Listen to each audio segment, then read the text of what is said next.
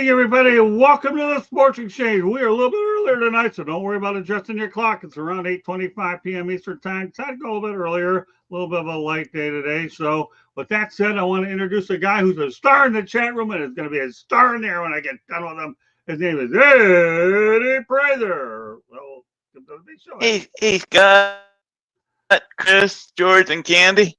Thanks for letting me be on tonight. Oh, thanks for being on short notice, my man. He's a pinch hitter, but I'm looking for him to be a hitter. So he's in here, man. Josh and the guys, you got to get in here sooner or later because this guy is the leading candidate for the giveaway. So go out there and see who your competitor is. At least he's on camera, man. And with that said, Candy's been on camera a lot this week. She'll be on a lot more. Welcome in prime time to the Sports Exchange, Candy. Thanks, Scott. It's always great to be talking sports. And we got Chris Pizza. All right. Pizza's good. Pizza's good. That's good enough. I always get that name wrong. But Pizza's like fine. Don't worry about it. I like the guy. I'm going to mess up his name, but at least I like the guy too. All right. Glad to have him on. And George Eichhorn. I'm so surprised that Chris is on with the Yankees taking it down the chin last night. That's okay. Hey, George, are you cotton picking stupid? Really? Seriously? Really? They're playing tonight. On the chin. Yeah, I know. Right here. Good to be here. Well, we're getting right back up. We get right back up. We're good. I enjoyed my fist when it was on your chin over at Little Caesars Arena. That's a popular picture in these days and age. Anyways.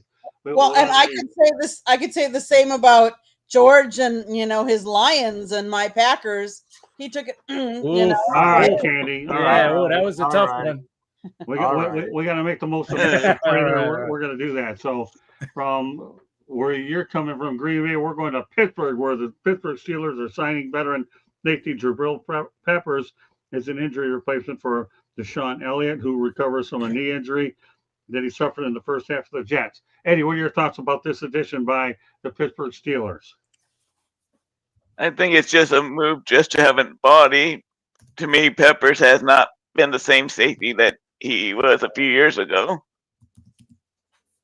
All right, Candy? I'd agree too, but I mean, it gives him depth. It gives him somebody that's still, he's not that old. He's only 29 years old. So it's not like you're signing, a really old guy. He's from the University of Michigan. So, there's some people on this panel that like him already just because of that. So, but no, has he performed like everybody wanted him or thought he would? No, but he fills a gap that they need to, and I'm sure they got him pretty cheap too. So, the Steelers looked awfully good this last week. So, a little help with their injuries. Good move for them. Chris? Yeah, definitely a good depth move. Like, listen, he's a former first-round draft pick out of Michigan. He played a little offense too, so he's got the athletic ability to play safety and wide receiver if need. Not that he's going to play wide receiver, but yeah, he hasn't really lived up to that first-round talent level, I think, in the pros. But he hasn't been awful either. I know he's had some issues, with teams or whatever, but I think, listen, for an injury replacement, this is not a bad move at all. George, obviously, you and I are familiar with him. You're probably a little bit more so because he played. Yeah, he's been in the league. Yeah, we are familiar with him, right, Scott? 9 years in the NFL, and I agree. He came into the league with very high expectations. He's done a decent job. Has he been an all-star every year? Heck no. But he is a good replacement, and they need extra depth back there in the secondary, the Steelers. So with the situation as it is, I think it's a good move by Pittsburgh. Whether he's got some good things left in him, I think he does. I think it's a good move because anytime you get a depth move early in the season, that's always a good move getting it early, especially if a guy goes down. And you're going to see a lot more of those guys that are still solid players get picked up as time go on. The best part about them, they have to worry about training camp. Now it's a matter of where you go ahead and find out where the other free agents are. Yeah, I like the move. All right, why am I wearing a Jacksonville Jaguars shirt? Once in a while, I don't mind doing it. Hey, listen, they helped extend my NFL career for a while thanks to Dan Edwards, a Hall of Fame PR guy. But the reason why we're bringing it tonight is Liam Coen was the only rookie head coach to win in week one. So what are your thoughts about the hire, Eddie? this guy here, keep in mind they defeated Carolina 26-10 in Jacksonville, and Jacksonville's at Cincinnati, and he has a task of trying to get Trevor Lawrence straight. Eddie? I think he was a very good hire, a younger guy that's a very good offensive coordinator. I'm just glad Jacksonville didn't go the retread list or bring in another older coach like a Urban Myers, which was a complete disaster. Right. Yeah, Urban Meyer was a disaster, and the only reason that they got Coen is because they got rid of Trent Baalke, and once Shad Khan realizes that Trent Baalke was the problem, then he made that very quick and got rid of Baalke and brought in Coen. Candy? He's a young, like we said, a young quarterback. Or a young coach. He's 39 years old. He started coaching back in 2010. He was a quarterback coach back in college. Then in 2018 and 19, he became an assistant wide receivers coach with the Los Angeles Rams. Then he was assistant quarterbacks coach. He was in Kentucky. He went back to the Rams, back to Kentucky. Then he was in 2024. He was the offensive coordinator for the Tampa Bay Buccaneers. We all know how they resurged, and their offense greatly improved under him. So for Jacksonville, it's a great hire. Now, will it be the what they're really looking for? The problem, I think, is Trevor Lawrence has had too many different head coaches. Oh, yeah. And for someone to succeed in that role, it's really hard when you change schemes year after year after year. Hopefully, Liam does well and he sticks, and then Trevor sticks. So, I can only hope. Yeah, did a good job with Baker Mayfield, Chris.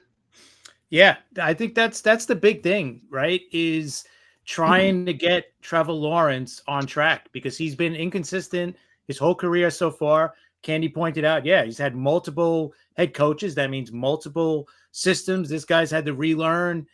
So he hasn't been able to just get into one system. So let's hope that Coen is that guy. Is he that guy? I mean, basically you got he's signed for at least another 3 more years plus. Right. So Trevor Lawrence is, so they're stuck together, right? So Coen knows this is my guy. Do or die, this is my guy. So that's the main thing. He's got to get Trevor Lawrence on track, playing consistent, because we've been hearing about Trevor Lawrence since the first game that kid played in, what was it, Clemson he started, right? We knew from that day, it was like, oh, they were grooming this guy to be the number 1 pick overall, and he just hasn't quite gotten there. And part of it is being with 3 different coaches, but let's face it, part of the problem is he's the problem, because that's the reason why they've had to have 3 different coaches, right? So it goes both ways with him. But Coen knows he has to figure out the offense. If that offense goes, everything's going to be fine. And so far, it looks okay. George? Well, it's still early. It looks okay, Chris, but there's not a lot to show. I mean, I'm looking at the stats here, and I see the rushing 3-1 versus the receiving. Okay, so Lawrence completed 19 passes, but there were 32 carries on the ground. But that game that Travis, oh my God, I mean, 143 yards rushing. But I agree, everything that's been said. When a new coach comes in, first things first, and that is you gotta have a great relationship with your starting quarterback. Right. No question about it. He's the leader on the team. He's gone through so much, as you guys mentioned, and different coaching staffs. And really, this is a put-up year for him. No question about it. I mean, I really think Trevor realizes, the team probably realizes that. So, hey, first example was good. I mean, it was a win. Carolina, I'm not saying too much about them right now, but for Jacksonville, I think it was a good start for him, and we'll see how it goes from there. Well, keep in mind, there have been a lot of great young hires, and I think the Jacksonville Jaguars know that, and they're hoping that Liam Coen is the next young hire. So last night on Inside the Pigskin, we talked about Colts quarterback coach Cameron Turner on Anthony Richardson. I feel like I've tried everything I can, and I feel like he's giving a great effort in that aspect. I just think right now the consistency is not where we wanted it to be. Dial in Daniel Jones, okay? Last night, I'd like to ask everybody, should the Colts fans be excited at quarterback about Daniel Jones' opening day performance, going 22 for 29, 200, I believe 72 yards Yeah. and 1 touchdown.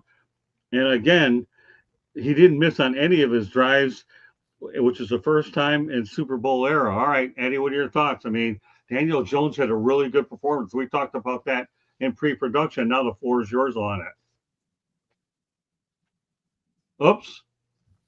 I don't know where your camera angle is, but unless my eyes are going real bad, Eddie, let's see what we've got. Okay.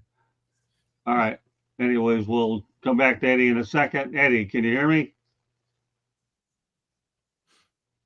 All right. I'll tell you what, Candy, we'll see if we can get Eddie's technical issues straightened out. But let's talk about Daniel Jones. And I get that he was playing against Miami, and Miami is still a team's they're struggling, trying to find their identity and everything like that. But Daniel Jones looked really well. Like, to think that he was the only quarterback that's ever gone and scored on every drive of the game in the Super Bowl era. Yeah. Who would have thought that we would have seen that from Daniel Jones? I mean, this isn't his first. He's not a rookie. Like, yes, he's a rookie on this team, and this really, was his breakout. But they're starting to, and I don't know that I would do this, but they're starting to compare him to Peyton Manning. I'm like, and I get, because Peyton played for Indy, but I'm not sure I'm ready to go that far. But this was a good first outing with this team, the set of players that he's, playing against. Let's see what happens this next week. But I don't think it was a fluke. Okay, Chris. Yeah, I would be excited as a Colts fan. It's frustrating because, you know what, they drafted Richardson and they're already giving up on the kid after 2 years. I don't know if that's a great sign that he's not starting this, starting the season off as the starter. But you got to be excited if you're a Colts fan. It's a win is a win. I know. Listen, the Dolphins, I said it even before, they are not going to have a good year this year. They're just awful. They're almost like a dead team walking. The coach on the hot seat. They haven't won a playoff game in 25 years. This team is going nowhere. But still, listen, a win's a win. You take it whenever you can.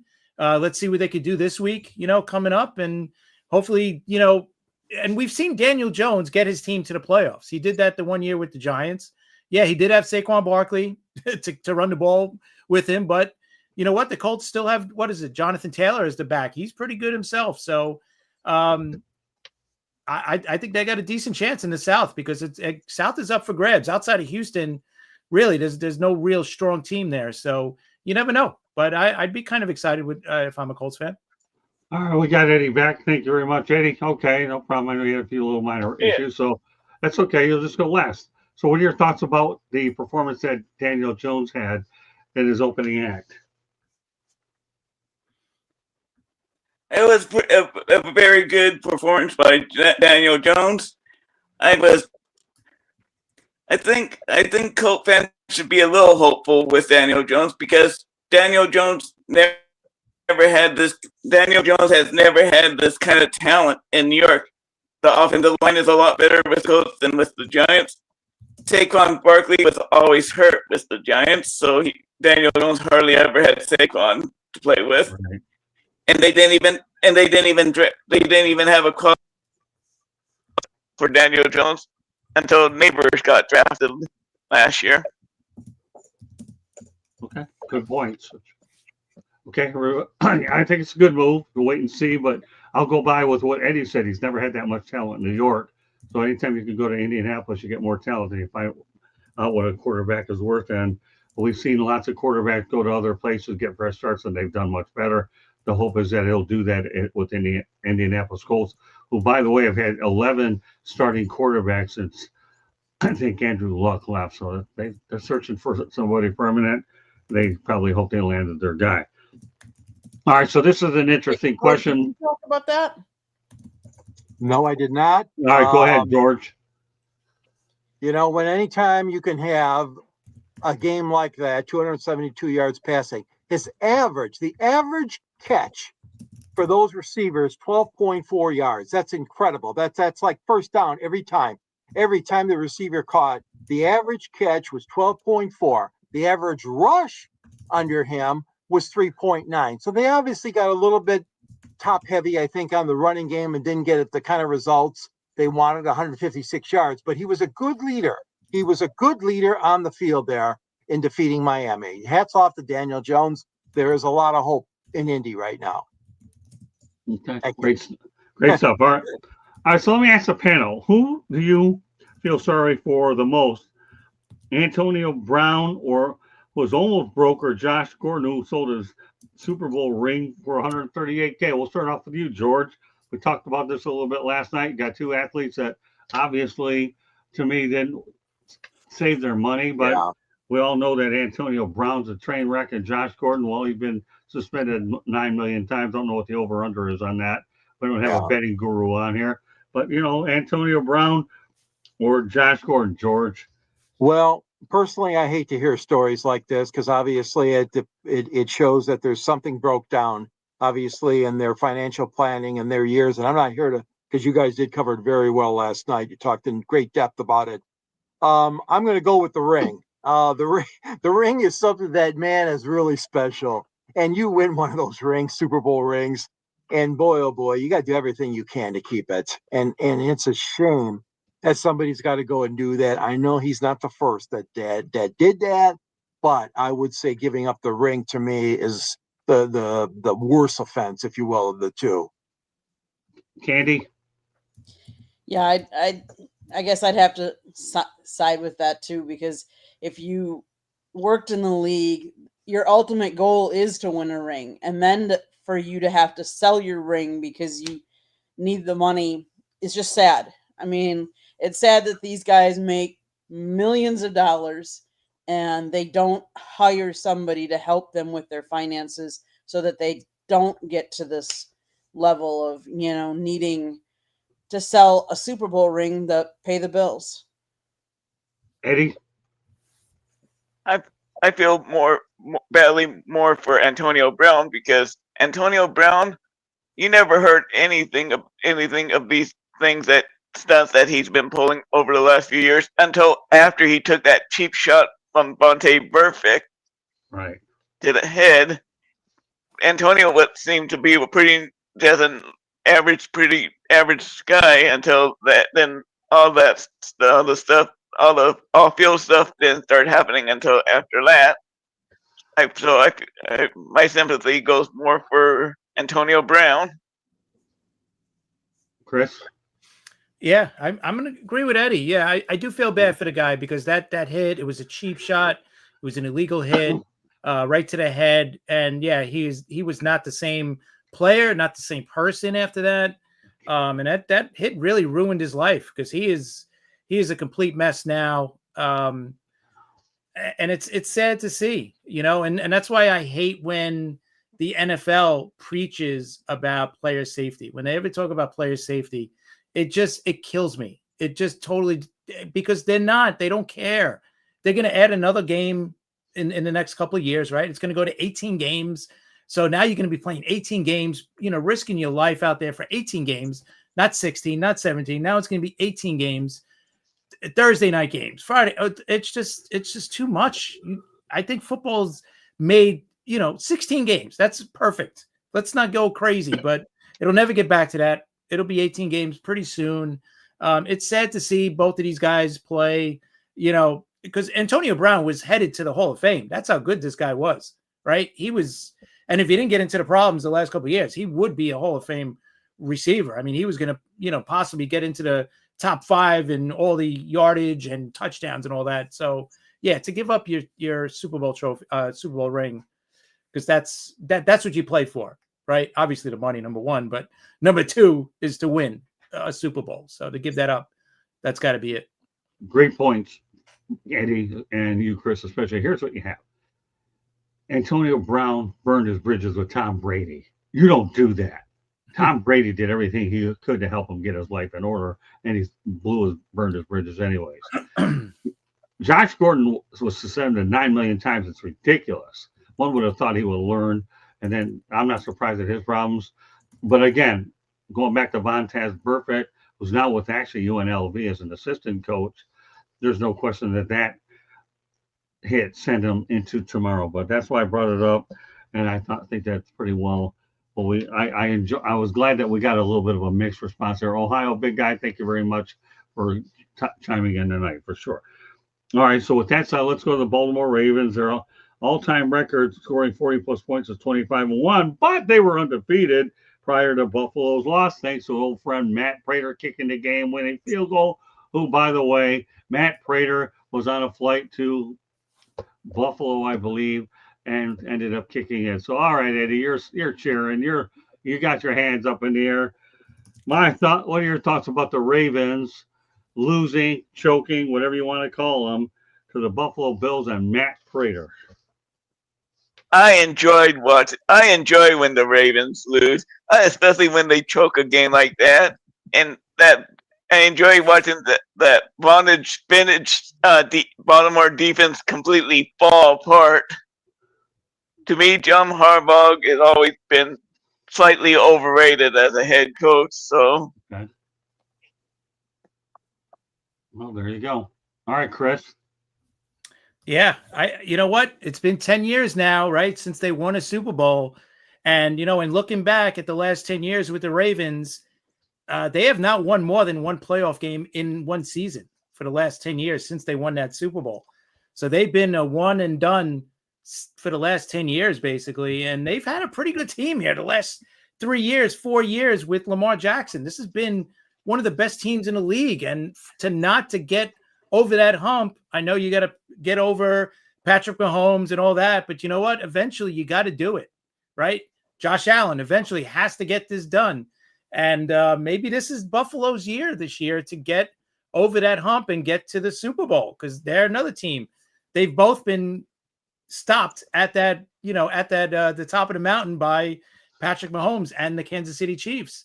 So maybe this is the year. I mean, but that was an ugly, ugly loss by the Ravens. And when you think about it, I know it's only week 1, but you know what? When we get to week 18 and we're talking about playoff seeding, and if the Bills have that one game advantage over the Ravens, you could point all the way back to week 1 about that one game.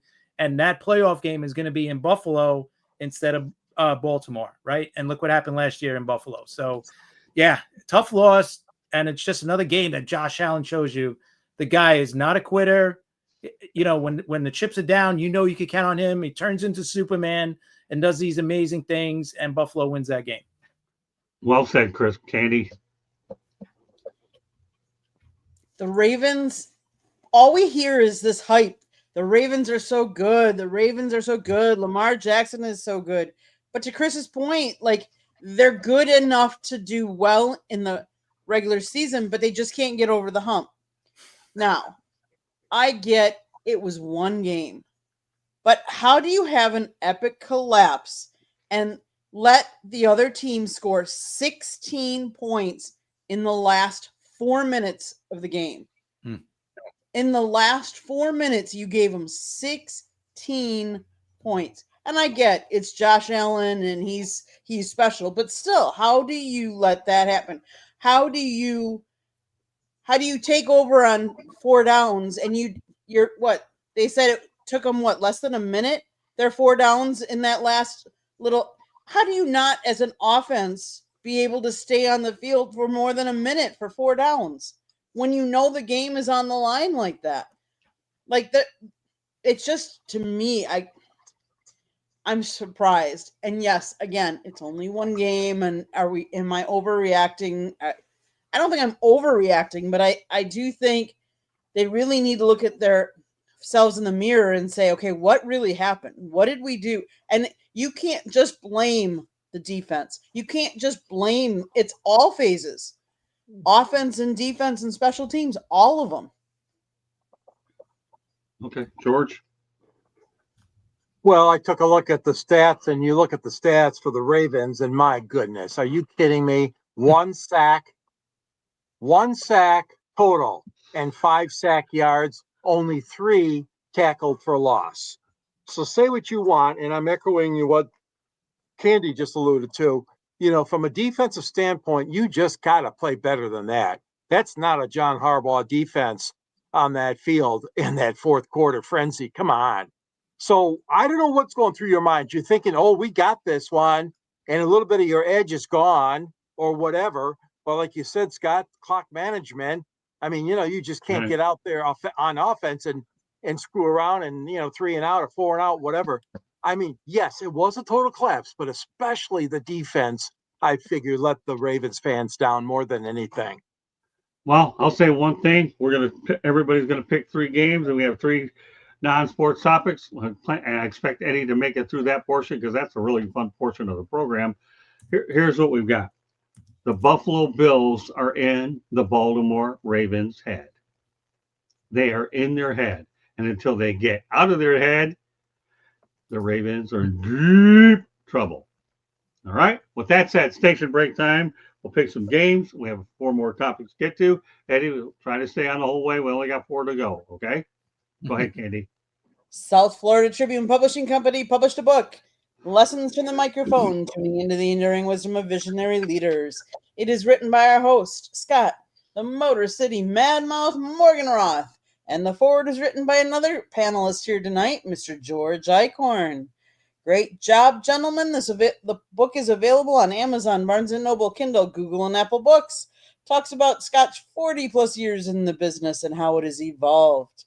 Old school media versus new school media. There's also a link to it on our website, www.southfloridatribune.com. If you like to listen to podcasts, you can find us wherever you get your podcast. If you see the red subscribe button in that lower right-hand corner, click it like a share us, and then turn on your notifications so you're notified anytime we go live. If you want to advertise or sponsor a show, call Scott, 954-304-4941. If you want to be a guest or have topic ideas, please email us at southfloridatribune@gmail.com. I can tell you, as a preview, there's some good shows coming down the pipe, so just wait and watch. And Notification. And tomorrow night, got to preview it ahead of time. The Argentine Gringo's coming on. Who is that? 8 o'clock, 7:45, 8 o'clock p.m. Eastern time. Come on in. I'm going to go out of my comfort zone to talk to the Argentine Gringo. His name is Paul Perry. Who is Paul Perry? Show up on the network to find out. I'm looking forward to it, and I guarantee you everybody else will. Because I'll tell you one thing, you can call me the Brett Favre of broadcasting. I'm a gunslinger. Great stuff. All right. And I'm so happy and delighted to have Eddie Prather on. I'm going to lose somebody valuable in the chat room once a week, but I'm glad to have him on my network. Eddie Prather has earned himself a spot on here if he wants it. All right, Eddie? He's doing an awesome job.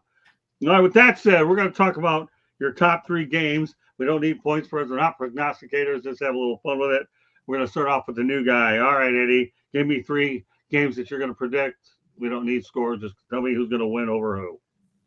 The Eagles against the Kansas City Chiefs. I think it's going to be another Super Bowl massacre. Okay. So and my second game is the Cowboys and the Giants.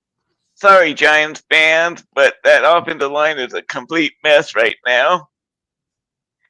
And my third game is probably the game of the week to me, the Green Bay Packers and the Washington Commanders.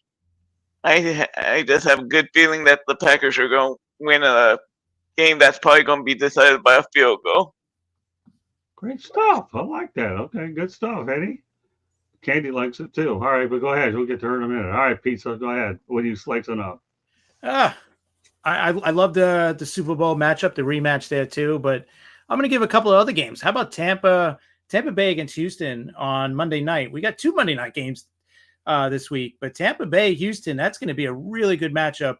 You got 2 really good teams going at it. Can Houston, win their first game instead of going 0-2? And I think I'm going to go with Houston just being home. I think they're going to bounce back and be all right there. Another game, Denver and Indianapolis. You know what? We're going to find out if Indianapolis is for real, right? If Danny Dimes is for real, and can he continue this offensive production that he had in the last week, right? I don't think he will. I think Denver's defense is just too good. So I'm gonna go with Indy there. Denver, excuse me, over Indy. And another game, I think Cincinnati over Jacksonville, another team we talked about too. Jacksonville looking pretty good, but Cincinnati's got to get going. They Joe Burrow's got to. I mean, I know they won this week, didn't really show that much offensively, but being at home, they gotta get going there offensively. You know, they're going to put up points on the board this year. So, and they've been known to start off really slow these last 5 years. I think they have one win, but now they got 2 wins in the first 2 weeks. Right. After last week. But yeah, I'll go with Cincy in that game too. All right, great stuff. Okay, Katie. Well, I of course, Thursday night, yes. The Washington Commanders are going to come into Lambeau Field, but I do think they're going to the Commanders are going to walk away with a loss. I think it could be a very good game. Green Bay is getting – the only thing I don't like is I really don't like Green Bay's uniforms because they're going to be – and they're all white. They are doing a September 11th tribute because it will be tomorrow night, and that is September 11th, so that will be kind of different and neat. But I do think the Packers, they are riding a high right now, and I think home field advantage will help them, and that's why they can win this game. As far as to just pick some different games, I think Buffalo is going to beat the Jets in the Jets home, but I do have to give the Jets credit. They looked a lot better than I think a lot of us thought they would against the Steelers, but I do think Buffalo is going to take that game. And then a game that normally I think people think is almost like a trap game, the Patriots versus the Dolphins. The Dolphins have really had the Patriots number. That's one of the teams that the Dolphins have really done well against. But I think the Patriots and Mike Vrabel are going to go down to Miami and they're going to beat the Dolphins pretty handily. Okay, George. Well, I'm going to go with, obviously, Chicago at Detroit, which I'll be covering. The Lions are favored, and I do not see them. I don't see them losing to Ben Johnson and the Bears. Both teams obviously are 0-1. Lions will get a huge boost by the crowd, which is going to be capacity, of course, and going crazy. So I think the Lions are going to win that one probably, but we don't want to do scores. That's right. We don't need scores. The next one I was looking at is Seattle at Pittsburgh. And I told you guys last week that I still thought Aaron Rodgers had something left in him. Right. And he demonstrated it, at least for one game. This is going to be a tough contest. I mean, no question about it, but I'm going to go with Pittsburgh on this one. So they're going to move to 2-0 on the season. Philadelphia, Kansas City. I mean, come on. I don't see Mahomes losing another game in a row, but it's going to be a slugfest on that one. But I'm going to take the Chiefs in that one. Okay, I'll go with my 3. I like the Lions to beat Ben Johnson. I really do. They finished 1-1. I think the last 3 seasons they're going to make it 1-1. These 4 seasons. Dan Campbell, I think, obviously realizes that they need to win in the worst way, and I understand why he decided to spend the entire preseason looking for a backup quarterback. But he needs to get that offense with Goff in line. So I'll go with Detroit over Chicago. Yeah, George, I'm with you again. Pittsburgh over Seattle. The one thing I won't see happening will be Chris Boswell having a kick from 60 yards out to win over Aaron Glenn. But wouldn't it be something if Aaron Glenn and Ben Johnson both started 0-2? My goodness, those defensive coordinator positions didn't look bad when you don't have talent around you. Right. So I got Pittsburgh over Seattle. And yes, I think New England's going to run roughshod over the Miami Dolphins. The Miami Dolphins are simply a mess. We'll spend more time talking about them on next Tuesday's edition of Inside the Pitch. Real quick. I just want to give you a quick note on the Kansas City Philly game. Kansas City has the last time they started 0-2 was in 2014, and that was Andy Reid's second year with Kansas City. Okay. Wow. So it's been that long since they've started 0-2. I hope Eddie, I'm rooting for Philly. Trust me. Philly's one of my teams. Philly and the Jets are my teams. So I'm hoping Eddie is 100% right. It is going to be another slaughter, but I'm just letting you know, Kansas City has not lost 2 in a row to start the season since 2014. But don't forget, the Kansas City's not going to have Xavier Worthy for the game. Right. And no Rashid Rice. they got a bunch of bums at receiver right now, and that They got offensive line, Mahomes, right? and that, Mahomes is still Mahomes. but Mahomes hasn't been the same Pat Mahomes the last couple of seasons, where the defense has kind of carried them. Yep. And You're right. and the Chiefs' offensive line is a mess. They replaced Joe Tooney with a third string offensive lineman from the freaking Miami Dolphins. Oof. That more. And the one game none of us talked about was San Francisco against the Saints, and now San Francisco's without Kittle and Purdy, so that could make that an interesting game. Mac Jones is their quarterback this week. Oof. Yeah, well, we'll see again. Yeah. Now, since Eddie's working his way on this show here on Wednesday night, so he's definitely going to probably get on. Even if we go 6 strong, I'll go ahead and bring Eddie, and I'll bring him on. I like him on Wednesday night. I think he's pretty good. But you better be on Tuesday because we need you to challenge us on Inside the Fiction. And we need you to keep Josh and the guys honest. Fair enough, Eddie. And then if you do that, I'll make sure at some point you get one of my books. Fair enough. I'll sign it for you, but I need you to stick with the program and do what you're doing, which is awesome. All right, now Eddie's going to have fun here. I don't care whether anybody comments on them, but these are non-sports topics of the night. And boy, I don't usually talk religion, but I'm going to talk about it tonight. Oh, you wonder why? No, I'm not Woody Woodpecker. But we are talking religion tonight. Crocodiles can go a whole year without showing their metabolism. How? So it comes down to biology and patience. People, they can go a whole year without eating. Let me tell you, if you're in the Jewish faith and you celebrate Yom Kippur, we only do it a day. Add another 365 on there, and we aren't worried about Yom Kippur. I did it many, many years ago before diabetes and all these other millions of medical problems hit me. So come on, Jewish people. I'm encouraging you to go out there and do your Yom Kippur duty. If you had any sins or not, go ahead and fast today. It's not what you call a weight loss situation, but Crocs do it for 365, or in George's case, 366 days. And Chris is wondering, oh my God, where does he come up with this stuff? He's on every week.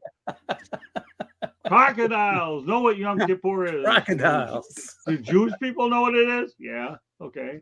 And crocodiles don't wear hats, but boy, they got those ugly teeth. Well, all people have teeth. Well, a lot of them do. Some don't, dentures, whatever. But Yom Kippur, you fast, and crocodiles, you go out there and you go 365 or 66 days, and they can even get up in the air if they want their prey anyways. So I pray that Jewish people and all people, like, if you need to fast, go on the right diet. I've been told a couple times by my doctor today what I need a diet from, and Yom Kippur couldn't get here fast enough, although I think it is next month. It won't matter. I can't do it anymore. Anybody, any questions, comments about that off the wall one? It doesn't make it more dangerous to live in Florida with the crocodiles when they're hungry and they haven't eaten for so long. I wouldn't know. I'm inside. It didn't make any difference to me if you go swimming in those swamps and all that business, maybe. But they're not going to get me. I'm in the house now, man, so I can't answer you. Well, you had the guy last week driving his car into the house, right? So you never know. In Florida, you know. Got a good memory. Great stuff, Chris. I like the way you come back. South Florida is the only place in America that has alligators and crocodiles. So my question, I'm glad you brought that up, Candy. Are they both as dangerous, or is one more dangerous than the other one? I think crocodiles are way more dangerous than I've heard. Okay, alligators are a little bit more passive. Okay. But either way, George, we're talking about crocodiles that can go a year without eating. They didn't need Bill Knapp or all those other places that you took on leap year and got all your big discounts and put them on a baseball. Those are the bigger ones, right? The crocodiles? Yeah, they're big and they're lean.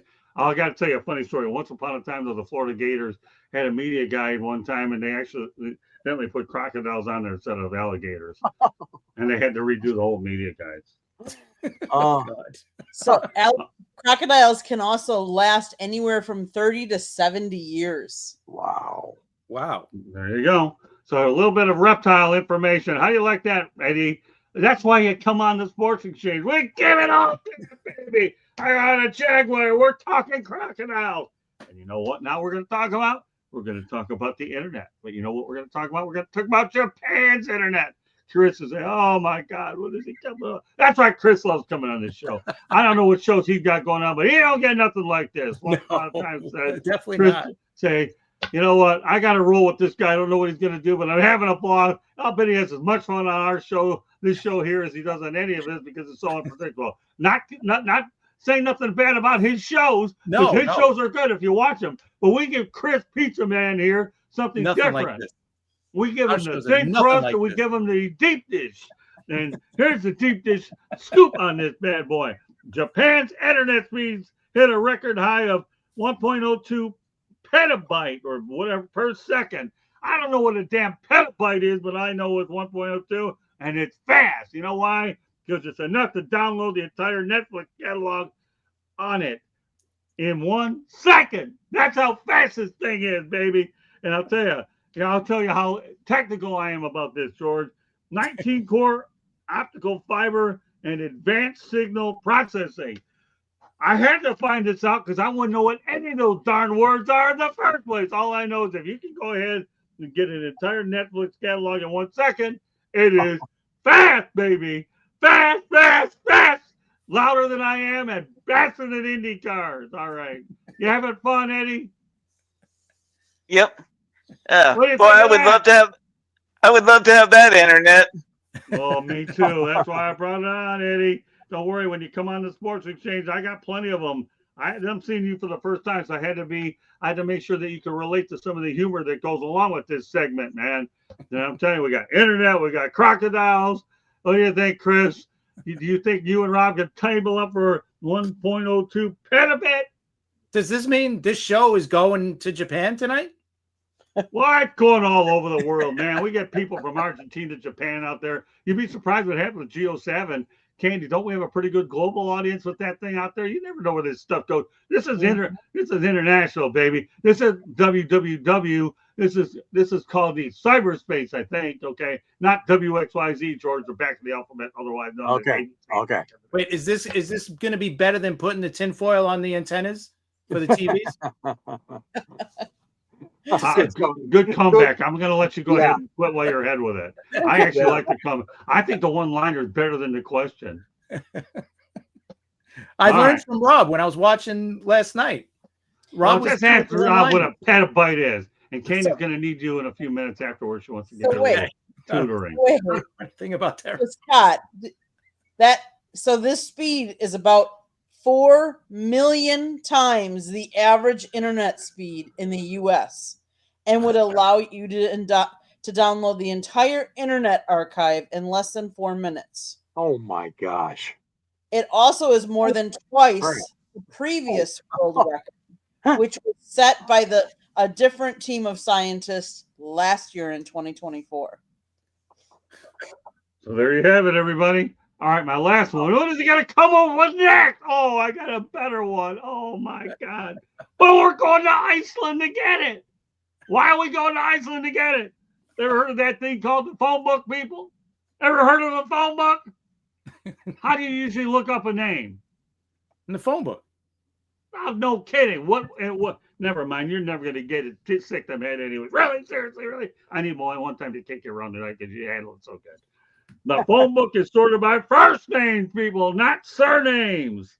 How do you like that? So if you're going to go to Iceland, don't look for the last name first. Look for the first name. Isn't that something different? Wow. Okay. That's going to make it harder, isn't it? Don't tell that to me. Tell it to the people in Iceland. I suppose it would really, Chris, because if your name is Robert and you go by Bob, which one is it in the phone book? Is it Bob or Robert? Yeah. Exactly. Yeah. We won't have a problem with Eddie. His is easy. His is in the lower part of the alphabet, so is George. Mine's on the back part of it. Chris is. Well, what is Scott going to go under? Motor City, I'm the one person in the back part of the whole book. Huh? What are you going under, Scott? Scott or Motor City Madmouth? What's going to be your name in there? Oh, they would outlaw Motor City Madmouth in Iceland, but at least I got to wear the hat there anyways. There you go.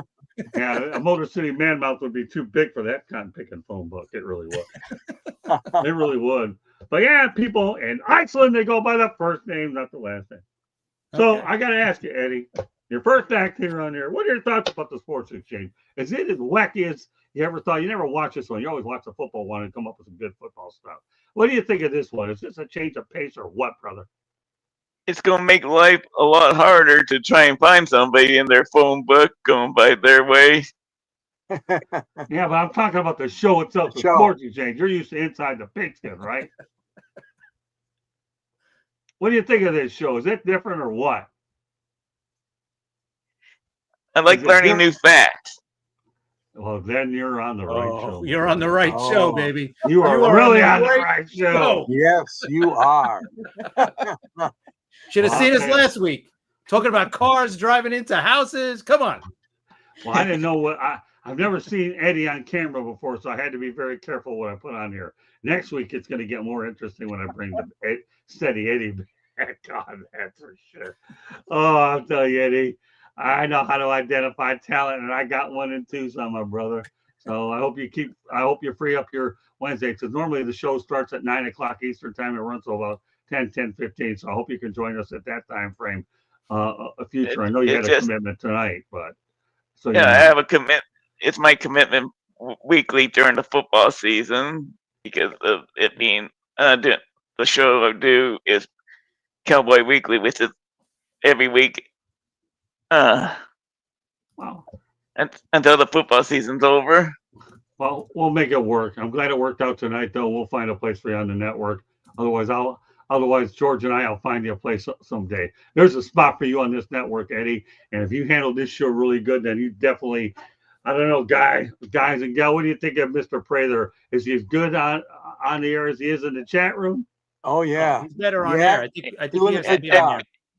I've been learning a lot more about hockey by watching your hockey show. Oh, cool. Oh, yeah. Good. Very good. Well, you know what? They'll be actually coming back on in a few weeks, that's for sure. So we're glad that it's always great to have somebody who's in the chat room now finally have a chance to come on the air with us and spend some time, because I'll tell you one thing, Eddie, now I know where the questions are coming from, and I know I have a really legitimate sports person out there not only watching the chat room, but now you're certainly a guy that we feel could be great on the air, and I'm just so glad we had an opportunity to get to know Eddie Prather tonight. So I know you have to get going in a minute for your other commitment, but Eddie, with that, so why don't you let everybody know how they can get a hold of you?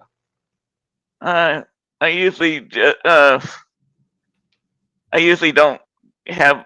I'm not very active on my Facebook account, so it's hard to catch me. So usually I just hop on YouTube. Okay. On the. Great stuff. Well, you know what, Eddie? I'll tell you what, it's been great having you on tonight, and I'm looking forward to bringing you on more often. You are absolutely fantastic, and I enjoy your football knowledge, and I'm glad we were able to custom make a show that you could feel comfortable with it. We know that you like hockey, and as you and I continue to message back and forth, we'll find out different topics and make you more well-rounded. But Eddie Prather, thank you very much for joining us. I know you have a commitment with Paul Spencer. Send my regards to Paul Spencer. He's a really good guy. And tell him if he ever wants to come back on this show, I have an open invite for him as well as you. All righty, Eddie? Okay, thank you, Scott. Thank you, Candy, George, and Chris. Yeah. It was a pleasure meeting you guys. Yeah. All right. You have a good night. This was all ours. And Eddie, we'll stay in touch. Looking forward to seeing you in the chat room. Okay, my friend? All right. Okay. All right.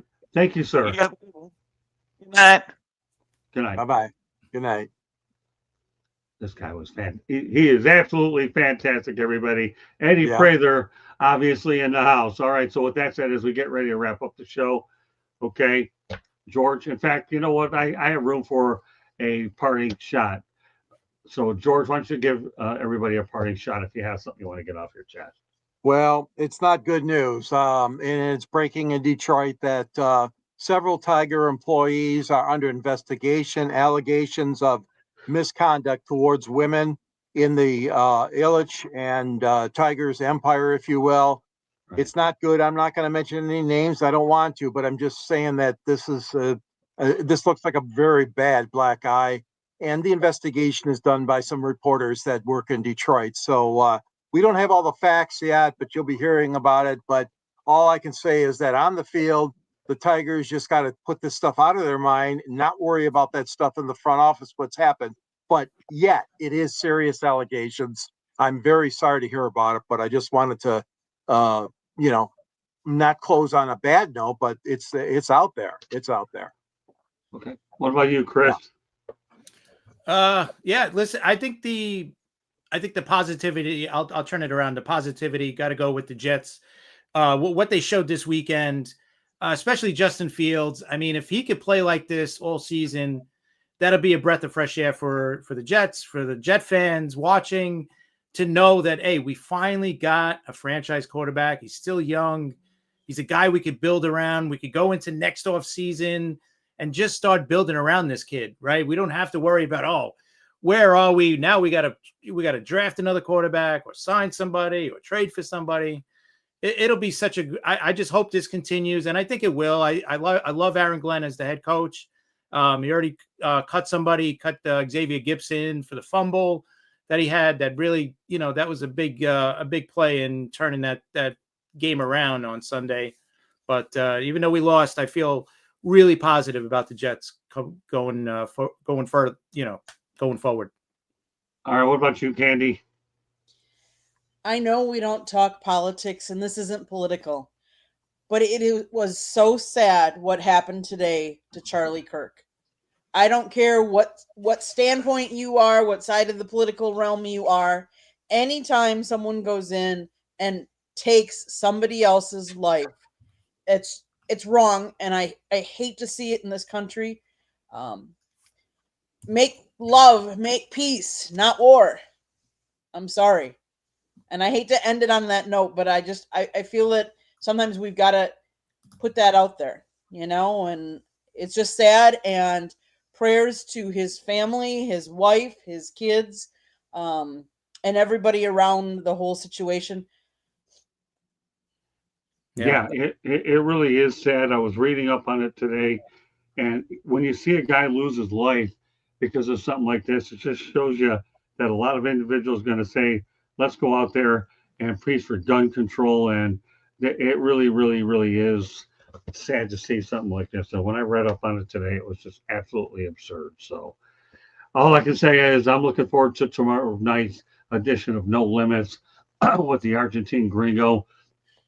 One of the things I'm going to say right now, and I've had a lot of time to go ahead and reflect on it, is the more versatile you can be out of your comfort zone, the more it gets interesting. And as I deal with a challenging time dealing with my Alzheimer's disease, and I realize that I can't drive nearly as much as I want to, what keeps you going? An active mind. And I'm following all my doctor's orders for sure. And I'll tell you one thing, being able to do non-sports, I think, is fun. And that's why I've incorporated that aspect here into the Sports Exchange. So, George, I read that article that you're talking about. I get it. It's unfortunate it's happened. Candy, Charlie Kirk, and Chris, again, you've been a really great contributor, as is Rob. So I want to thank everybody for tuning in here on the Sports Exchange. We appreciate what we've had in the chat room, as well as the eyes that are looking on the show that haven't said anything, but at least we know you're watching us. That's all we hope for anyways, is people that'll just have an opportunity to watch us. Different time frame tonight, but we had an opportunity to come on earlier, and we had some different information and introduce another individual. That goes to show you that if you contribute in our chat room, we do not forget about you. And when the opportunity come on, as Eddie Prather did tonight, he's been a fan of all of our shows. Yeah, it's our way of saying thank you, Eddie, for coming on. And if I wasn't impressed with you before, which I was, I'm even more impressed with you now. So Eddie, you're a class act. We hope to have you on one of our shows later on. So with that said, on behalf of George Eichhorn, Eddie Prather, Chris P. Bazaya, I have fun with him. There you go. Candy Ebling. My name is Scott Morgan, Motor City Madmouth. Thank you for joining us on this edition of Sports Exchange, and we will catch you the next time. Good night, everybody, and thanks for joining us.